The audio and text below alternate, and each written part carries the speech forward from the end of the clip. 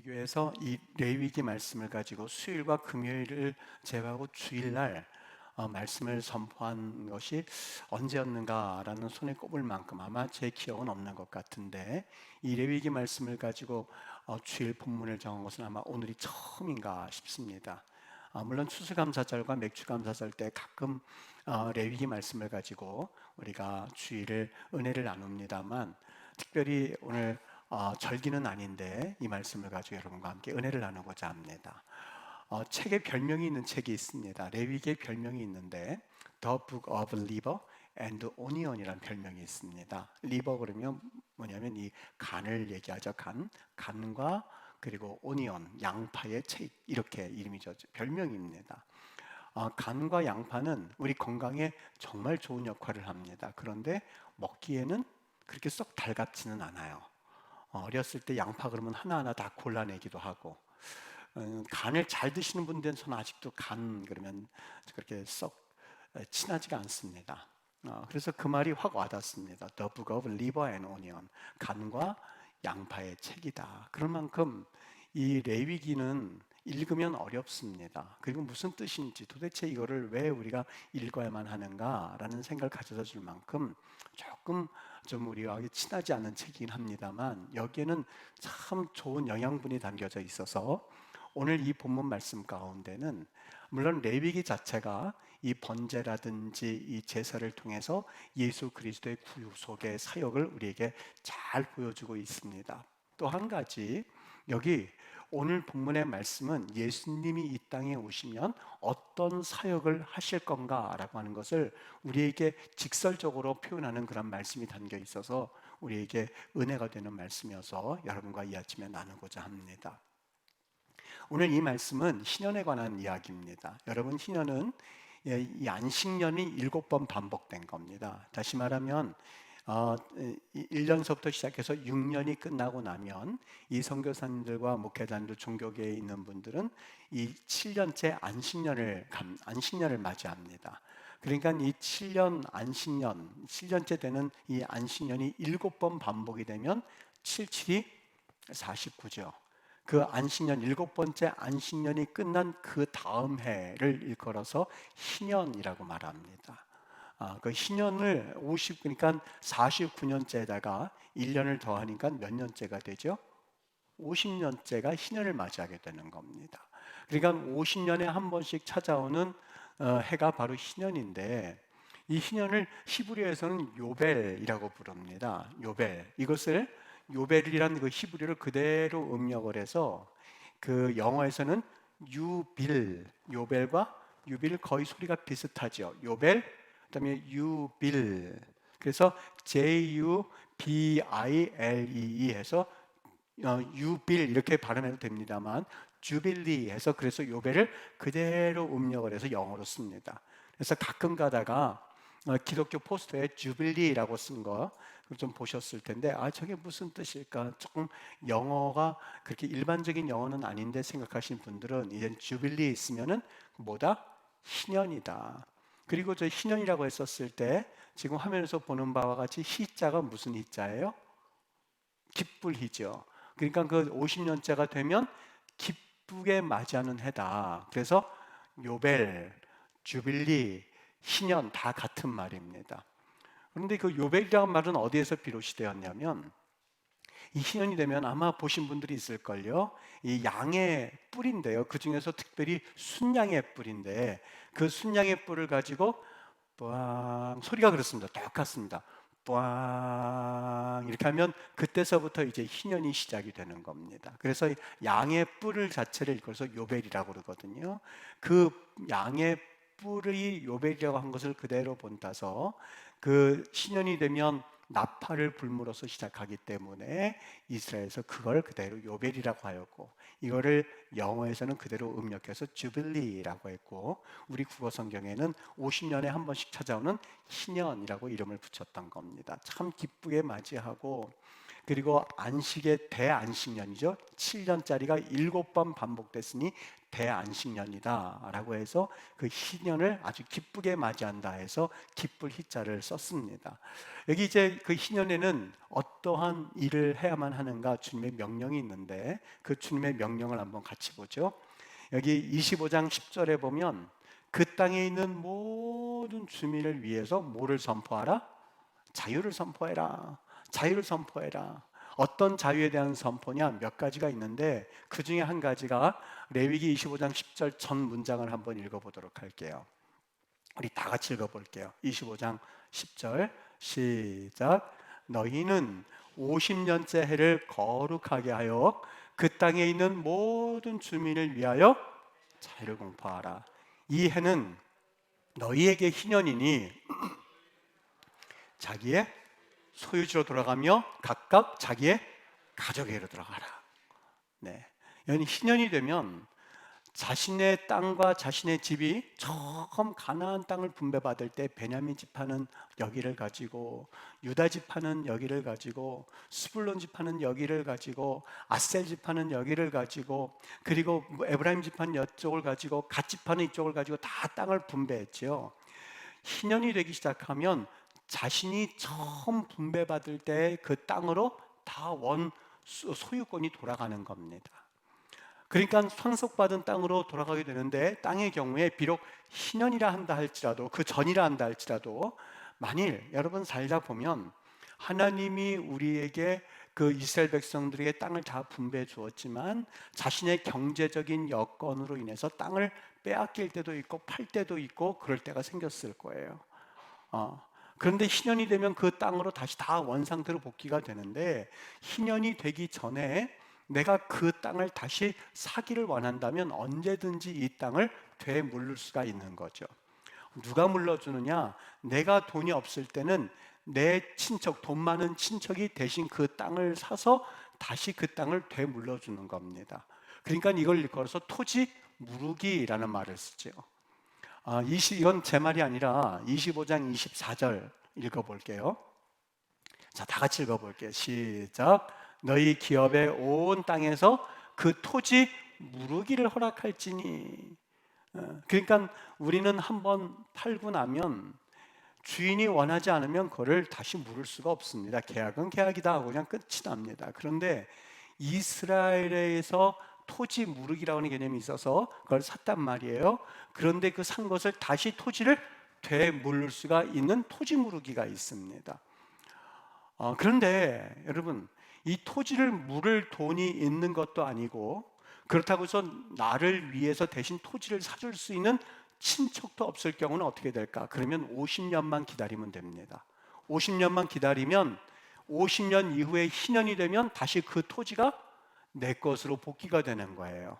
돈 주고 굳이 다시 토지를 되물지 않는다 한다 할지라도 다시 내 거로 오는 겁니다.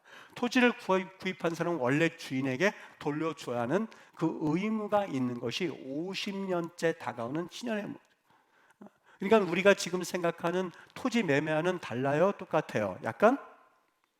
약간이 아니고 많이 다르죠. 많이 다르죠. 그러니까 이 토지를 살 때에 이런 게 있어요. 50년 전에, 그러니까 희년이 지나고 나서 막 1년째는 토지가 좀 비싸겠죠. 그런데 2년이 가고 3년이 가고 4년이 가면 그 토지값이 올라갈까요? 떨어질까요? 떨어지죠. 왜요? 처음 샀을 때는 50년 동안 내가 가지고 있을 수 있는데 1년이 지나면 49년, 2년이 지나면 48년, 30년 지나면 20년밖에는 못 가지고 있기 때문에 토지값이 점점 떨어지는 거예요. 그러니까 가난한 사람이라 한다 할지라도 30년이 지나고 나면 토지값이 반 이하로 떨어질 테니까 이거 내 토지 그냥 사갈게요 하고 20년 후, 30년 후에는 그 토지를 저렴한 값에 사갈 수가 있고 친척이 사줄 수도 있는 것이죠. 이것이 바로 그의 땅에 대한 그런 하나님이 정해주신 법입니다. 집도 마찬가지입니다. 25장 33절 읽어볼게요. 시작. 만일 레위 사람이 무르지 아니하면 그는 소유 성읍의 판 가옥은 희년에 돌려보낼지니 이는 레위 사람의 성읍의 가옥은 이스라엘 자손 중에서 받은 그들의 기업됨이니라. 어떤 사람이 집을 짓고 살다가 경제적인 여건을 위해서 집을 팔았거든요. 그러면 집을 산 사람이 희년이 되면 그 집을 다시 돌려주는 겁니다. 그리고 집을 팔았다 한다 할지라도 1년 내에는 아무 때고 집을 다시 되물을 수가 있어요. 생각해 보니까 내가 이 집을 팔게 되면 우리 아이들 장가가고 시집갈 때 사실 그들이 살 집이 없습니다. 그냥 물러주세요 그러면 물러주는 거예요. 단 예외는 있습니다. 성벽이 있는 그러한 성벽 안에 있는 집은 1년이 지나면 되물을 수가 없습니다. 그런데 성벽 바깥에 있는 집은 1년이 지났든 2년이 지났든 3년이 지났든 아무 때고 그 집 다시 되물러 주세요 그러면 아무 때고 그 집을 되물러 주게끔 되어 있는 겁니다. 이것이 바로 가옥의 법칙이거든요. 여러분, 지금 가만히 희년의 땅을 되물고 집을 되물는 이야기를 했는데, 그렇다면 이 희년의 의미란 뭘까?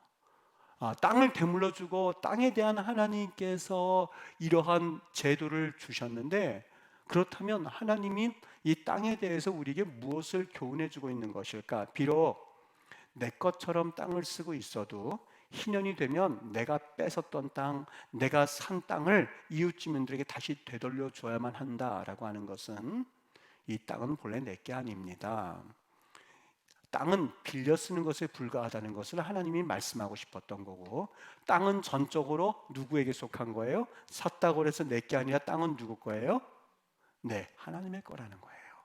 25장 23절 다시 읽어볼게요. 25장 23절 시작. 토지를 영구히 팔지 말 것은 토지는 다 내 것임이니라. 너희는 거류민이요 동거하는 자로서 나와 함께 있느니라. 토지를 영구히 팔지 말 것은 다 내 것이니라. 내가 누구예요? 네, 하나님을 말하는 거예요. 다 하나님의 것이니라. 너희는 거류민에 불과하다. 동거하는 자다. 그냥 잠깐 너희들이 이 땅에 거하는 자이지, 이것은 너희 게 아니다. 땅은 하나님 거라는 거예요. 사람의 게 아니라는 거예요. 그렇기 때문에 여기에서 우리는 파생되어지는 여러 가지 가치관을, 우리는 성경 가치관을 배우게 되는데, 오늘 살고 있는 그리스도인들이 지나치게 많은 땅을 소유하는 것은 성경적이라 할 수 없습니다. 소수의 사람들이 살기 위한 목적이 아니라 토지를 재산 증식하는데, 또한 재산을 증식하기 위한 도구로 전락하는 것을 하나님께서 용납하지 않으시는 거예요. 아니, 성경에 그동안 여러 가지 우리가 삶의 방법과 기준에 대해서 성경은 침묵하고 있다고 생각하는데 그렇지 않습니다. 율법을 지금도 희년이 있어야 됩니다라고 주장할 수는 없습니다만은, 희년이 가지는 정신, 희년이 추구하는 우리에게 주시고자 하시는 하나님의 가치관은 이 시대도 적용을 해야만 하거든요. 그 희년을 그대로 가지고 와서 이 땅에 지금 우리가 살고 있는 2021년도 대한민국에 적용해 본다면, 인간은 토지의 소유자가 아니라 하나님이 우리에게 살라고 주신 이 토지를 관리하는 관리자라고 하는 청지기적인 분명한 가치를 가지고 우리가 살아가야만 합니다. 그러니까 부동산 투기는 절대 성경적이 아니에요. 부동산 투기의 그 복부인들을 깊이 생각해봐, 이 본문의 말씀을 깊이 생각해야 된다고 봐요. 한 사람이 토지 그리고 가옥을 같이 전부 다 포함해서 그것을 소유하려고 하고, 그것을 투기를 삼아서 그거를 나의 재산을 증식하려고 하는 것을, 그런 탐욕을 경계해야만 한다는 거예요. 하나님은 이 땅을 한 사람, 소수의 몇 사람이 갖는 것을, 그걸 경계하시는 거예요. 탐욕이라고 하는 거예요. 물론 어느 정도 각 개인마다 소유가 필요해요. 당연히 있어야죠. 그래야 살 수가 있고 집을 지을 수가 있고 거기에서 거할 수가 있으니까요. 여러분들의 소유까지 다 가지면 안 됩니다라는 것을 말씀하는 건 아니에요. 그런데 소유는 하나님이 허락하여 주시되 조금 더 이 록펠러, 미국의 부자가 있죠. 세계적인 부호죠. 그래서 록펠러 재단 때문에 이 연구소도 많이 만들고요. 이스라엘도 가장 좋은 도서관이 있습니다. 에콜 비블리라고요. 정말 좋은 도서관인데 그걸 누가 만들었냐? 바로 록펠러가 만들었어요. 그 록펠러 재단에서 만들었어요. 각 대학교마다 이 록펠러 재단 장학금을 받으려고요, 학생들이 얼마나 애를 쓰는지 모릅니다. 전액 장학금을 주는 게 록펠러 재단 장학금이에요. 기자가 마이크를 갖다 댔습니다. 당신은 세계적인 부호이고 그렇게 돈이 많은 사람인데 도대체 얼마나 가지면 당신의 지금 사업에 대한 여러 가지 확장하는 모든 것들에 대해서 만족할 수 있습니까? 뭐라고 그랬게요? 제가 한 두 번은 말했을걸요. 그 기자를 넌지시 쳐다보면서 이 록펠러가 A little more. 무슨 뜻이에요? 조금만 더. 얼마나 재산을 가지면 되겠습니까? 얼마나 당신은 벌면 만족하겠습니까? 조금만 더. 지금보다 조금만 더 벌면 좋겠다고. 조금만 더. 조금만 더. 여러분, 자꾸만 조금 더 소유하려고 하는 거, 그것은 하나님의 의도가 아니라고 할 수 있어요. 이 세상 모든 사람들이 공평하고 이 세상 모든 사람들이 다 풍요롭게 사는 것이 성경적 가치관이에요. 그런데 우리는 그렇게 하려고 하지 않아요. 계속해서 더 소유하려고 하고 A little more, 조금만 더 가지려고 하고 조금만 더 소유하려고 하고. 여러분 아십니까? 내가 많이 소유하면 소유할수록 상대적으로 더 소유하지 못하는 사람들이 생길 수밖에 없는 구조라고 하는 것을, 자기의 소유를 때로는 내가 할 수 있음에도 불구하고 절제하는 거, 이것이 바로 하나님의 백성들, 이것이 바로 성경적인 삶의 모습이라는 거예요. 지나치게 토지를 가지고 투기하고 근면하게 살아가는 사람들, 열심히 살아가는 사람들에게 좌절감을 안겨다 주는 것은 결코 하나님이 기뻐하시는 나라의 모습, 하나님이 기뻐하시는 성도의 모습이라고 할 수가 없어요. 재산 증식을 위해서 지나치게 여기에 열중하는 그런 삶의 모습은 하나님이 기뻐하지를 않았어요. 그래서 신년을 통해서 하나님이 주고자 하는 메시지는 이 경제적인 불평들을 해소하고, 그리고 여기에서 진정으로 이 경제적인 어떤 나름대로의 이 공평성을 추구하기 위한 그런 모습을 하나님께서는 신년을 통해서 알게 해주기를 원했던 것이죠. 더불어 살라는 거예요. 사회에서도 보면 가난한 자가 있고 약자가 있습니다. 부자가 있습니다. 약한 자가 있고 강한 자가 있습니다. 배운 자가 있고 못 배운 자가 있습니다. 그리고 연약한 자가 있고, 그리고 혼자 살기에도 충분한 자들이 있습니다. 여러분, 그런 사람들이 항상 불평등한 구조에서 살아만 할까요? 아니에요. 하나님께서는, 우리 하나님은, 물론 다른 타 신들은 강한 자가 약한 자를 억압하고 강한 자에게 어떤 그 서비스, 그 신에게 바치는 어떤 제사에 만족하는 그런 신일지는 모르겠지만, 우리 하나님은 그렇지 않으세요. 약한 자가 되었든 강한 자가 되었든, 부자가 되었든 가난한 자가 되었든, 그리고 그가 많이 배웠든 적게 배웠든 이 사회에서 공평하게, 그리고 그 사회에서 사실상 보호받으면서 살기를 원하는 그런 하나님의 마음을 우리는 신년에서 볼 수 있는 거예요. 하나님이 그 땅은 그렇게 하라고 말씀을 하셨어요. 이번에 또 한 가지 정말 그 사회에 충격적인 것을 명령하시는데, 레위기 25장 39절과 41절이요. 볼게요. 레위기 25장 39절과 41, 다 같이 함께 읽죠. 시작.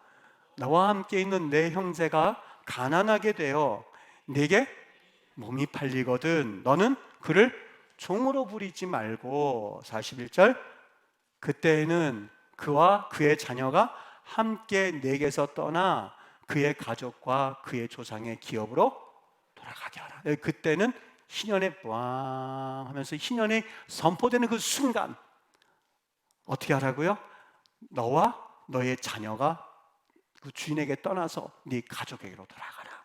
사람이요, 너무 먹을 게 없으면 몸을 팔아서 노예로 살더라도 먹고 살아야 하지 않겠습니까? 노예 제도가 좋은 게 아니죠. 아주 악한 제도죠. 그러나 비록 악하긴 하지만 먹을 것이 없어서 죽는 것보다는 나은 겁니다. 노예가 되어도 무한정, 그런데 이러한 악한 구조가 하나님께서 용납하신 것이 아니라, 너희가 정말 이 먹을 게 없어서 죽을 이 위기에 처했을 때, 빚을 져서 더 이상 아무것도 먹을 수 없을 때에, 여러분 수억이란 돈을 어떻게 갚겠습니까? 주인이 대신 갚아주고 먹을 것을 제공하고 그 대신 당신을 위해서 내가 노예가 되겠습니다, 종이 되겠습니다 들어갈 때가 있죠. 하나님 노예제도를 인정해서가 아니라 이 사람들이 죽는 것보다 나으니까 노예제도가 있었니? 그런데 말이야, 노예제도 때문에 어려워서 잠깐 들어가긴 했지만 일평생 그렇게 할 수는 없는 거야. 무한정 노예로 살 수는 없는 거야. 왜? 너희들은 한 백성, 한 형제였었잖아. 야곱을 통해서 12지파를 해서 한 형제였었는데 같은 형제였었던 너희들이, 이스라엘 백성들이 한 사람은 종이 되고 한 사람은 주인이 되어서 그래서 영원토록 그렇게 사는 것은 올바르지 못해. 희년이 되게 되면 너희들이 종이 됐던 신분에서, 과거에는 너희가 종이었단다, 즉 그 시간부터 너희들은 자유의 몸이 되는 거야. 자유로운 몸에 조건 없이 자기 가족들에게 들어갈 수 있는 거야 라고 하면서 종에게 자유를 선포했었던 거예요. 하나님 앞에서 한 형제라고 하는 거예요. 동족이라고 하면서 노예로 삼으면 그 노예를 사실상 어쩔 수 없는 경제적 형편 때문에 삼았다면 노예를 노예 취급하지 말고 자기의 형제 취급하라는 거예요. 자기의 친구로서 대하라는 거예요. 우거하는 객처럼 대하고 종으로 부리지 말라는 거예요. 종에게도 인격이 있기 때문에 그래요. 식당에 가서 일하는 사람, 그래서 어쩔 수 없이 돈이 궁해서 일하는 사람한테 야 이리 와봐 라고 하지 말라는 거예요. 돈이 없어서 그 나라를 잠시 떠나서 대한민국이 좀 잘 사니까 거기에서 돈을 벌면 거기에서는 좀 잘 살 수 있으니까 잠깐 온 사람들에게 돈이 없다고 그래서 얌마 빨리 안 와? 그렇게 하지 말라는 거예요. 돈이 없다는 이유 때문에 거기에서 굶어 죽을 수는 없잖아요.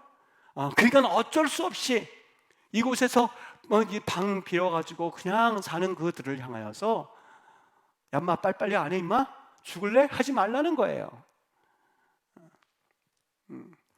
돈이 없어서 막 힘들어서 어쩔 수 없이 밑바닥 생활을 하는 사람한테 아줌마 저리 안 가! 하지 말라는 거예요. 아저씨 왜 그따위로 살아? 하지 말라는 거예요. 종도 품꾼이나 우가는 것처럼 우리 형제처럼 대하라는 거예요. 희년이 바로 이거거든요. 왜요? 그 이유는 하나입니다.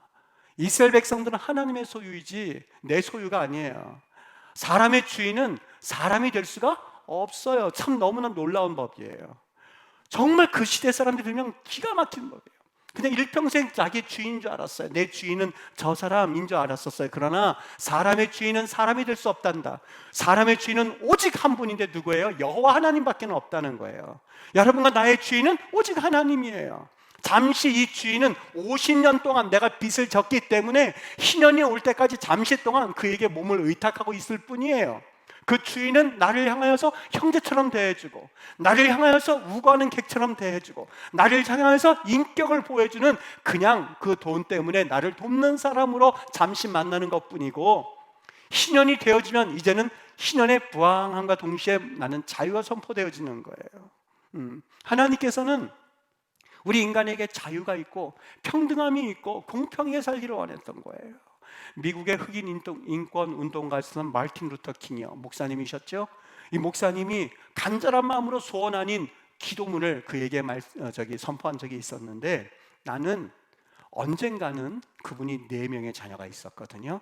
내 4명의 자녀가 피부색이 아닌 품성에 의해서 평가되는 날이 오기를 나는 바라고 있다. 제 껌에서 쟤는 안 돼, 이거는 못 견디겠다는 거예요. 쟤는 성품이 나빠서 때로는 힘들어, 그거는 가능하다는 거예요. 그건 있을 수 있다는 거예요. 쟤는 피부색이 하얗기 때문에 우리 편 하는 거는 못 견디겠다는 거예요. 쟤는 품성도 좋고 능력도 있으니까 그래서 와서 같이 하자 하는 거는 견딜 수 있다는 거예요. 내 4명의 자녀가 품성에 의해서 평가받는 거는 견딜 수 있지만, 태어날 때부터 같은 아버지 어머니로 해서 그 피부색을 가진 자녀들이 평가받는 것은 나는 견딜 수가 없습니다. 언젠가는 흑인의 소년 소녀가 백인의 소년 소녀들과 함께 손을 잡고 친구로서 같이 걸어갈 날이 오기를 꿈꿉니다. 아마 그 마틴 루터 킹은 잘은 몰라도 다른 성경보다도 분명히 하나님께서 이 레위기 말씀 주신 것을 대해서 묵상하였고, 하나님께서는 이 종을 종처럼 대하지 말라고 희년이라는 이 법을 주신 걸 보면서 하나님은 인권을 생각하셨고, 하나님은 우리에게 공평과 하나님은 우리에게 평화를 원하시는 이 하나님이구나 하는 것을 그는 묵상하고, 아마 이 인권 운동을 하면서 부르짖고 계셨던 것 아니겠는가 하는 생각을 해보게 돼요. 모든 하나님의 백성들이 자유를 누리고, 모든 하나님의 백성들이 평등을 누리고 공평하게 살아가는 것은 뭐예요? 하나님이 원하시는 뜻이에요. 하나님의 뜻이 뭐냐고요? 하나님의 뜻을 알려달라고요? 하나님의 뜻은 공평하게 살아가는 거예요. 하나님의 뜻은 자유를 누리는 거예요. 하나님의 뜻은 누구는 차별받고 누구는 그 차별 가운데 들어가지도 못하는 삶이 아니라 평등하게 살아가는 것을 하나님 원하고 계셨던 거예요. 그래서 신년을 일컬어서 여러분 이런 말을 쓰거든요. 제도화된 출애굽. 제도화된 출애굽. 금방 와닿죠. 하나님이 이스라엘 백성들을 불러내신 것은 내 백성이 저 애굽 백성들에게 종이 되어서 저들을 주인으로 모시고 있는 것을 하나님이 너무 안타까워서 그들을 출애굽시키셨어요.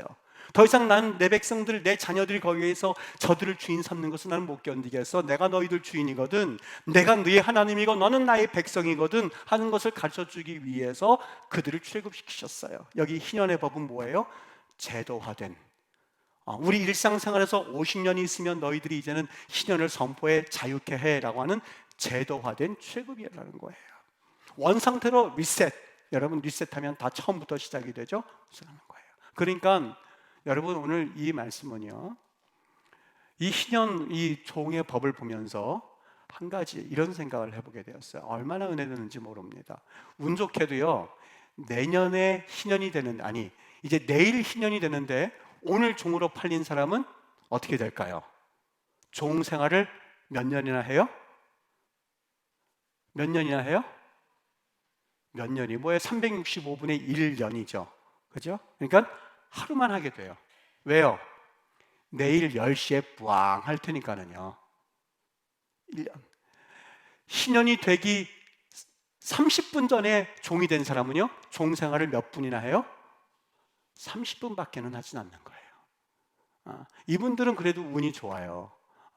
잠깐 뭐 한 30분 동안 그냥 노예 생활을 하면 되지요. 그런데 문제는 조금 전에 희년이 선포가 되었는데 30분 이후에 전부 다 도산을 맞아, 부도를 맞아가지고 이제는 꼼짝없이 이젠 자기가 모든 것을 다 뒤집어 쓰게 됐어요.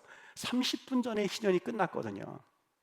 하루가 지났고 1년이 다 지났거든요. 다 끝났는데 30분 이후에 이제 종이 된 사람은 몇 년 동안 종생활을 해야 돼요? 50년. 50년 동안 해야 되는 거예요. 여러분 말이 50년이죠. 50년 동안 종생활을 하게 되면 그 종의 삶에 익숙해져서 능동적 의지는 꺾여지고 스스로 선택하는 것을 두려워하고, 어떻게 보면 50년 동안 살면서 하나님께서 희년을 주신다고 하는데 그 생활이 결코 쉽지 않을 거예요.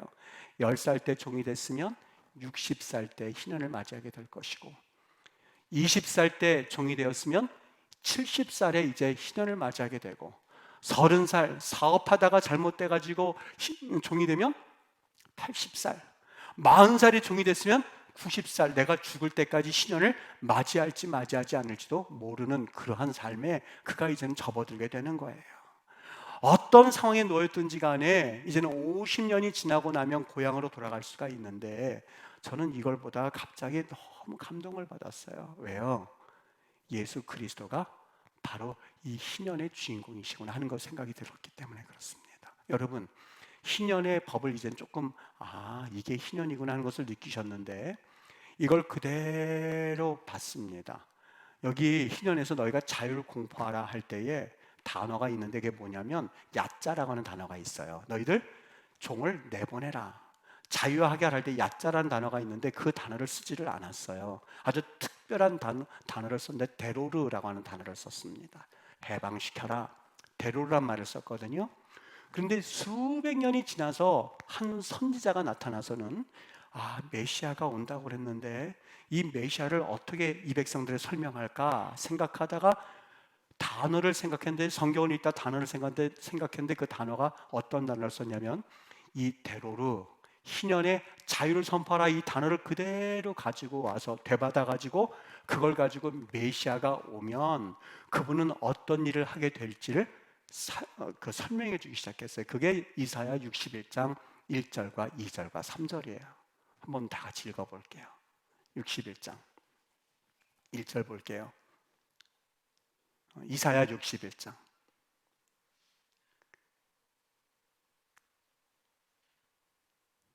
이사야 61장. 네, 읽어볼게요. 시작.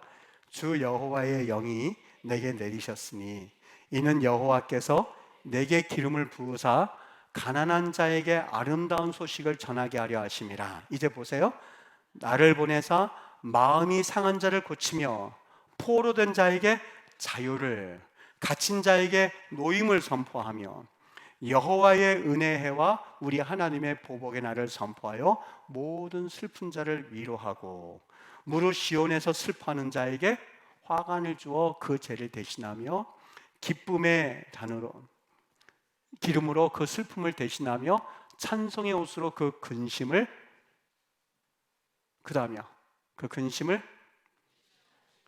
대신하시고 그들의 의의 나무 곧 여호와께서 심으신 그 영광을 나타낼 자라 일컬음을 받게 하려 하심이라. 여기 1절 보시죠.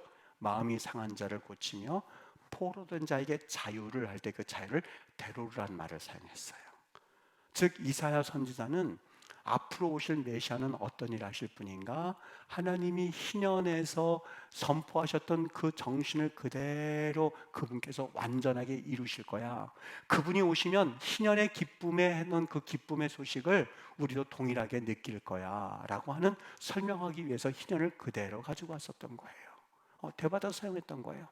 참 신기한 거는 이것이 몇백 년이 흐릅니다. 그래서 예수님께서 이 땅에 오셨거든요. 예수님이 오셔서 내가 이제부터 하나님 앞에서 사역을 시작하는데 내가 어떤 사역을 가지고 이 사명을 가지고 이 땅에 왔는가 하는 것을 많은 사람들 앞에 공포하시거든요. 그게 누가복음 4장 18절입니다. 한번 보시죠. 시작. 주의 성령이 내게 임하셨으니 이는 가난한 자에게 복음을 전하게 하시려고 내게 기름을 부으시고 나를 보내사 포로된 자에게 자유를, 눈먼 자에게 다시 보게 함을 전파하며 눌린 자를 자유롭게 하고 주의 은혜를 전파하게 하려 하심이라 하였더라. 예수님이 오신 목적은 뭐예요? 첫 번째, 가난한 자에게 복음을. 그분이 오신 이유는 두 번째, 포로된 자에게는 자유를. 그분이 이 땅에 오신 목적은 세 번째, 눈먼 자에게는 다시 보게 함을. 네 번째, 눌린 자에게는 자유를 선포하기 위해서 이 땅에 오신 거예요. 이것이 희년의 축복처럼 똑같이 예수님이 자신의 사명이 뭐라고 하는 것을 선포하셨던 거예요. 여러분, 이것을 가지고 사회적으로 해석하면 데몬스트레이션 해야 되죠. 지금 불공평합니다. 근로조건 안 맞습니다. 그리고 우리에게 있어서 가난한 자도 살 수 있는 땅을 주십시오 하면서 데몬스트레이션을 하죠. 그러나 예수님은 이 희년을 영적으로 해석하셨어요. 그분께서 일을 이루시겠다는 거예요. 인간 사회에 희년을 가져다 주시겠다는 거예요. 영적인 희년은 50년 만에 오는 것이 아니라 예수님이 오심으로써 선포가 된 거예요. 그분이 이루신 거예요. 영적으로 마귀에게 포로된 사람들, 경제적으로 인하여서 찌들어 있는 사람들, 죄에 눌려서 더 이상 그 죄에서 헤어나오지 못하는 사람들, 음란 마귀에 붙잡혀 있어서 포르노에 빠져 있는 청년들, 그리고 더 이상 내가 거짓과 마약에 취해서 빠져나오지 못하는 저 영혼들, 그리고 더 이상 이 노름에 휩싸여서 헤어나오지 못하는 저 패륜 인생의 절망 가운데 있는 사람들, 술에 찌들어 가지고 더 이상 정상적인 생활을 못하게 하는 저 마귀에 붙잡힌 저 포로에 있는 사람들에게 예수님께서 나에게 오는 자마다 선포하겠다는 거예요.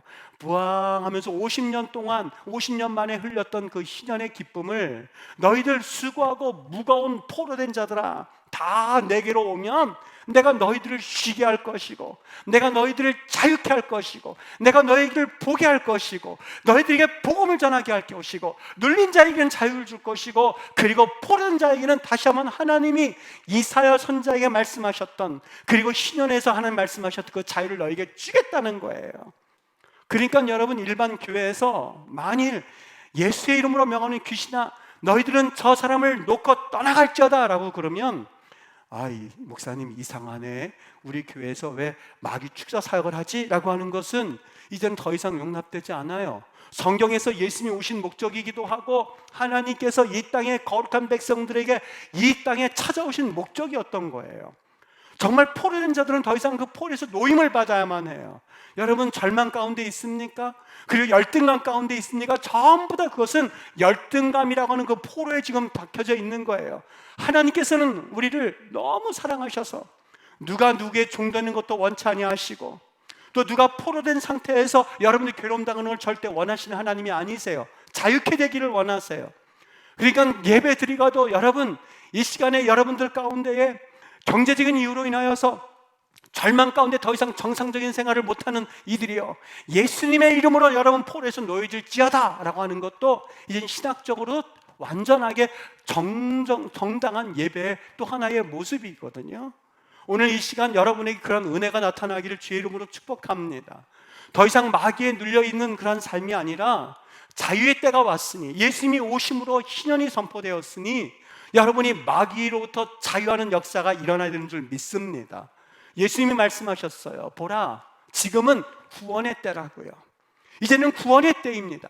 지금까지 마귀에 의하여서 또한 그 포로가 돼서 여러분이 힘들고 어렵고 짓눌리는 생활을 했다면, 보라, 지금은 구원의 때요, 지금은 은혜 받을 만한 때요라고 말씀하셨으니 예수 그리스도를 붙잡고 기도하면 구원받는 역사가 일어나는 것입니다. 예수 그리스도를 붙잡고 기도하면 구원받는 역사가 일어나는 것입니다. 믿으십니까? 우리가 살고 있는 시대는 이제 희년이 선포된 거예요. 누구에 의해서요? 예수 그리스도에 의해서. 이사야 선지자는 수백 년 전에 이걸 예언하고 있었습니다. 그분이 오시면, 또 그분이 이 땅에 오시면 희년이 선포될 때에 그것은 이스라엘 백성은 지키질 못했어요. 희년을 지키질 못했어요. 너무나 엄청난 법이었기 때문에. 그렇습니다. 여러분, 사람은 희년을 지킬 수 있는 만한 능력이 없습니다. 능력이 되지를 않아요. 그 어마어마한 법을 누가 지킬 수 있겠습니까? 하나님의 법을 지키지 못하고 그들을 종으로 삼고 하니 하나님께서 그들에게, 그 희년의 법을 지키지 못한 이들에게 그 땅에서 너희들 그냥 다 나가라, 다 너희들 다 나가. 이거는 내 땅이지 너희들이 소유하면서 그럴 땅이 아니거든. 다 나가. 무슨 사건이에요? 바벨론 포로 사건이에요. 그들이 지키지 않으니 그들을 전부 다 내쫓은 거예요. 하나님이 강제로 내쫓으신 거예요. 그들은 깨닫게 되었어요. 아, 그렇구나. 땅이 내 건 줄 알았는데 내 게 아니었구나. 진작 하나님이 말씀하실 때 희년을 지킬 걸 이미 다 늦었어요. 바벨론 포로 다 끌려갔습니다. 이제 하나님이 그들 사람으로서는 희년이 지킬 수 없다는 것을 그들이 철저히 깨달은 것을 안 이상 예수 그리스도를 이 땅에 보내주신 거예요. 그분이 희년을 선포하시기를 원했던 거예요. 수고하고 무거운 짐진 자들아, 너희들 힘으로 안 된다는 것을 다 깨달은 너희들아, 내게로 오너라. 내가 너희들을 희년을 선포하리라. 쉬게 할 것이다. 여러분, 이 시간에도 여러분들 가운데에 나도 포로에 지금 묶여있는 분들이 분명히 있을 것입니다. 돈이 많고 권력이 있다 한다 할지라도 불쌍하고 가련한 인생들이 여기에 있을 겁니다. 희년을 체험하지 못한 병든 자들이 있을 겁니다. 마귀에 붙들려서 지금도 어디에 노예가 되어서, 그것이 돈의 노예가 되었든 건강의 노예가 되었든 아니면 여러분들이 어떤 노름의 노예가 되었든, 음란하게 그래서 성적인 노예가 되었든 아니면 여러분이 어떤 노예가 되었든 거기에 노예로 잡혀서 가련하게 살고 있는 인생이 있을 겁니다. 옷은 멋있게 입고 내가 주일은 왔지만 나도 모르게 집에 들어가면 아유, 내 인생 그냥 예배만 드리고 이걸 끝나지 않은 인생이 있을 겁니다. 아닙니다. 하나님 그걸 원하진 않으세요. 이 시간에 예수님을 받아들이고 우리 예수님을 선포하고 그 예수님으로 인하여서 희년을 경험하는 환희가 넘치는 그런 은혜가 있기를 주님께서 원하시고 계세요. 주님 앞에 나오셔야만 해요. 그분 앞에 무릎을 꿇으면 우리 하나님께서는 여러분들에게 희년을 선포하실 것이고, 슬픔 가운데 있는 자들에게는 화관을, 절망 가운데 있는 이들에게는 소망을 주시는 하나님이세요. 우리가 근심 가지고 살기를 주님께서 원하지 않으세요. 그러면 예수 믿는다는 의미가 없는 거예요. 하나님께 맡기게 되시기를 주의 이름으로 축복합니다. 너희들이 근심함으로 키나 한 자나 더 자랄 수 있겠느냐라고 말씀을 하셨어요. 들에 있는 백합화를 보라. 저 백합화는 자기가 수고한 것도 아니고 자기가 길쌈한 것도 아닌데 저렇게 아름다운 꽃을 피우고 있거늘 너희들은 왜 그렇게 고민하고 너희들은 왜 그렇게 근심하면서 그렇게 삶에 찌들어 살고 있니? 이제부터 내가 너희들에게 찬송의 옷을 입힐 텐데, 너희들 기도하면 내가 너희들을 해방시킬 텐데, 너희들 기도하면 내가 자유함을 줄 텐데 희락의 기름으로 부어줄 것이다. 죄만 남은 인생이라면 이제는 화관을 심어줄 것이다. 주님께서 누가복음 4장 18절과 19절에서 그걸 선포하셨던 거예요. 가난한 자에게 복음을. 여러분, 여기서 가난이라고 하는 것은 단순히 물질적인 가난만을 말하는 것 아니에요. 심령이 가난해서 더 이상 살 의미가 없다고 느껴지고 아이 그냥 죽고 싶어 하는 그런 여러 가지 마음이 공헌한 자들에게 복음, 기쁜 소식을 알려준다는 거예요. 기쁜 소식, 예수 그리스도이지요. 포로 되어서 그냥 거기에 질질 끌려다니는 사람들이요, 내가 하나님의 자녀임에도 불구하고 그저 돈이라면 거기에 끌려다니고, 건강 이거 좋다 그러면 무조건 오래 사는 건강에 그냥 끌려다니고, 성적인 것 거기에 눈이 벌게서 여자친구, 남자친구, 이성이라면 그냥 거기에 끌려다니고, 화투, 노름이라고 하면 거기에 끌려다니면서 어쩔 수 없이 자기가 통제하는 것이 아니라 그렇게 끌려다니는 인생이 있습니까? 텔레비전, 이건 내 건데 여러분 내 건 줄 아십니까? 처음에는 여러분이 샀죠. 텔레비전이 뭐라고 그러는지 아십니까? 야, 너희들 내 거야, 내 거. 너희들 내 거야. 어디 못 움직이지? 아유, 예배 시간 됐는데 이거 어떡하나 예배 시간 또 조금 보고 있다. 예배 시간 지났네. 여러분이 텔레비전이 여러분 겁니까? 여러분이 텔레비전의 겁니까? 전부 다 노예들 생활하고 있는 거예요. 그저 학교, 학력, 교육이라면 열일제치고, 예수고 뭐고 그냥 학력 우선 그거 해야만 산다. 여기에 그냥 달려가고 있는 대한민국 사회. 가만히 보면 모든 사람들이 다 노예가 돼가지고요, 그러고 다니고 있어요. 주님께서 보실 때에 말씀하시는 거예요. 수고하고 무거운 짐진 자들아, 내가 너희들의 희년을 선포할게. 자유함을 선포할게. 너희들은 형제야. 너희들은 이스라엘 백성, 내 백성들이야. 더 이상 그렇게 사는 것을 볼 수가 없거든. 희락의 기름으로 주님 부어주실 겁니다.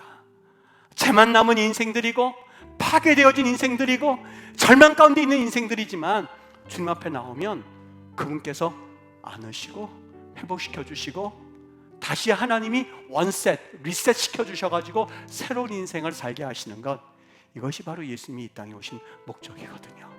여러분께서 기도하려고 합니다. 심령이 가난한 여러분들이 되어서 이 시간 우리 하나님이 선포하시는 이 메시지를 들으시고, 여러분의 가정이 살아나고 자녀가 살아나고 남편과의 관계가 회복되어지고 자녀들과의 관계가 회복되어져서 다시 한번 하나님이 주시는 이 거룩한 희년의 기쁨을 여러분의 직장과 그리고 가정에서 누릴 수 있게 되길 주의 이름으로 축복해요. 기도하시겠습니까? 정말 하나님 앞에 나오면 그분은 우리를 고치시고 치유하시고 만지실 능력이 있음을 믿으십니까? 믿는 자들이라면 아멘 하십시오. 하나님 역사하실 겁니다. 기도하면 하나님 붙잡아 주실 겁니다. 그런 상황 기도하시죠. 네, 기도하겠습니다. 하나님, 저 손길들을 기억하여 주시고 이 시간에 좌절 가운데, 이 시간에 낭만 가운데 하나님 아버지 흔적거리는 발걸음을 가지고 나온 성도들이 있습니까? 이 시간에 예수 그리스도 그 복음의 은혜를 가지고 아버지여 귀신은 떠나갈지어다, 하나님 역사하시고 주관하신 은혜를 주셔서 이 시간 내가 예수의 이름으로 명하노니 음란마귀는 그 가족에서 떠나갈지어다. 그리고 여러가지 노름도 예수의 이름으로 명하노니 남자들에게서 떠나갈지어다, 여인들에게서 떠나갈지어다. 그리스도인이라고 하면서도 성적인 문제로 해서 고민하고 있는 저들에게 이 시간에 나사렛 예수 그리스도의 이름으로 명령하노니 이 추악하고 더러운 귀신들아, 너희들은 떠나갈지어다, 떠나갈지어다. 성령 하나님께서 붙잡아 주셔서, 하나님 경제적인 여건으로 인해서 돈의 노예가 된 성도들이 있습니까? 하나님이여, 내가 돈을 보관하고 청지기의 직분이 아니라 내가 돈의 노예가 되어서 살아가는 이들에게 다시 한번 물질적인 면에서 자유함으로 있는 놀라운 은혜가 있도록 저들의 삶을 주관해 주시고 저들의 삶을 붙잡아 주시기를 간절히 원합니다. 하나님, 자녀의 노예가 되어서 살아가고 있는 부모들이 있다면 이 시간 주님께서 자녀들은 또 하나님이 책임지신다는 것을 믿고 하나님 앞에 담대하게 나와 여호와 앞에 찬양하며 주께 헌신하는 거룩한 주의 부모들이 되도록 은혜 내려 주시옵소서. 아버지 하나님 앞에 기도하고 주님 앞에 나올 때에 우리를 자유케 하실 예수 그리스도의 이름으로 기도하옵나이다. 아멘. 우리 일어나서 성령 하나 부르시고 가만히 있어 주가 하나님 내 말지어다. 열방과 세계 가운데 주가 높임을 받으리라. 사랑합니다 내 아버지, 사랑합니다 내 아버지, 찬양합니다 온 맘 다하여 찬양합니다. 내 온 맘 다하여 선포합니다. 예수 그리스도 선포합니다. 예수 그리스도 주님 오심을 기다리며 사랑합니다. 내 아버지 한 번 더 할게요. 사랑합니다. 내 아버지 찬양합니다. 내 온 맘 다하여 선포합니다. 예수 그리스도 주님 오심을 기다리며. 기회거든요. 은혜 받을 수 있을 때에, 치유받을 수 있을 때에, 수술 받을 수 있을 때에 그 시간 놓치면 여러분 우리는 그 하나님의 만지실 시간을 또 얻을 수 있다라고 생각하는 우리를 범할 때가 얼마나 많은지 몰라요. 잠깐 한번 기도할게요. 주님이 너무 안타까워하셔서 하나님의 백성이라고 하는데도 단 한 번도 하나님의 백성답게 살지 못한 내 인생을 하나님 불쌍히 여기시기를 정말 이 시간 원하고 계세요. 잠깐 한번 같이 기도할 때 하나님 나 하나님 앞에서 온전하게 하나님 아버지 사랑합니다는 고백을 하나님 드릴 수 있기를 원해요. 하나님 앞 포로되어서 명색만 그리스도인일 뿐이었지 하나님 내 삶은 마귀에게 붙잡혀 있는 내 삶인데 나를 자유케 해주시옵기를 원합니다. 분노의 마귀가 붙잡혀져 있고 섭섭함의 마귀에 붙잡혀져 있고 절망의 마귀에 붙잡혀져 있고 열등감 마귀에 붙잡혀져 있고 주눅듦이라고 하는 마귀에 붙잡혀서 정상적인 생활하기가 힘들어요. 사람과 대화하기를 힘들어해요. 하나님 도와주십시오. 강하고 담대하게 내 인생 여호와 하나님께 맡기고 그분이 나의 주님이라는 고백을 온전히 드릴 수 있도록 성령님 내 마음을 어루만져 주시고 내 성품을 만져주시기를 원합니다. 이 시간에 성령께서 만져주시고 치유하시길 바라면서 우리 한 목소리로 주님 앞에 여러분 가슴에 한번 그냥 의무적으로 손 한번 대보시죠. 이 신년 가운데 주님 찾아오셔서 날 만져주세요. 우리 한번 다 같이 주님 앞에 기도하면서 우리 하나님을 찾겠습니다. 기도합니다. 하나님 저 거룩한 손길들을 이 시간에 예수 그리스도의 피 묻은 손길이 되게 하셔서 하나님 아버지여 자유함을 얻기를 원합니다. 포로된 자에게 자유함을 주신다고 하셨는데 우리 하나님이 은혜 주셔서 하나님이여 저 심령들 가운데 다시 한번 주님이 안수하여 주시고 담대하게 믿음으로 나아가도록 성령 하나님 큰 은혜 내려주시옵기를 간절히 원합니다. 할렐루야. 주님의 나라가 이 땅에 임하고 할렐루야. 주님의 영광이 아버지와 가득 차게 하여 주시며 할렐루야. 주님 나라 이 땅에 임할 때에 저들의 기도의 제목을 들으시고 아버지 하나님 가난한 자에게 복음을 선포하신다고 하셨으니 하나님 아버지 주의 오신 기쁜 소식이 아름답고 귀하게 저들의 삶에 하나님 영향을 미치는 주의 능력 되게 하옵소서. 예수 이름으로 다시 한번 기도합니다. 하나님 이 거룩한 백성들을 주님 붙잡아 주시되 하나님 열등감, 자격지심, 주눅듦, 상처받음, 멍듦, 외로움, 쓸쓸함, 관심 없음이라고 하는 사람의 감정을 붙잡고 뒤에서 깔깔거리는 악한 영적 사탄마귀들아, 내가 너희들에게 명하노니 우리 성도들을 놓아주고 너희들은 떠나갈지어다. 예수 그리스도의 그 거룩한 은혜를 힘입고 믿음으로 살겠다고 작정하는 이 거룩한 백성들을 이제 놓아주고 예수께서 신년을 선포하여 싸우니 우리 하나님 다시 한번 신년의 기쁨을 누리는 거룩한 백성들에게 은혜 베풀어 주시기를 원합니다. 나도 모르게 자녀들에게 상처를 주었습니까? 이 시간에 아버지 그 상처가 아물어진 역사가 나타나게 하시고 이들의 사업장 가운데서도 하나님의 치유 역사가 나타나기를 원합니다. 이 시간 하늘의 문을 열어주시어서 아버지 영광 나타나게 하시고 하나님의 영적 대수술 앞에 하나님의 기쁨이 회복되게 하시고 죄가 변하여서 화관이 되어진 역사가 나타나게 성령 하나님 은혜 내려주시기를 원합니다. 아버지의 나라가 이 땅에 임하는 거룩한 통로 되게 하셔서 아버지 하나님의 놀라운 은혜를 가지고 믿음으로 또 한 주간을 살아드릴 수 있도록 성령 하나님 도와주시옵소서. 이제는 교회 머리가 되시는 우리 구주 예수 그리스도의 은혜와 하나님 아버지의 크신 사랑하심과 성령님의 위로 내재 충만하심이 진정 하늘의 위로를 가지고 또한 신을 선포한 거룩한 백성